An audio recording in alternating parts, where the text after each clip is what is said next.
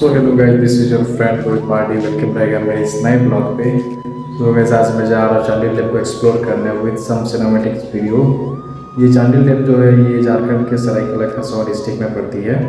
ये अराउंड मेरे यहाँ जो जमशेदपुर से है 35 किलोमीटर होंगे कुछ। सो गाइस, वीडियो ज़रूर देखें और ये सिनेमैटिक्स ज़रूर एंजॉय करें and share your thoughts about this video.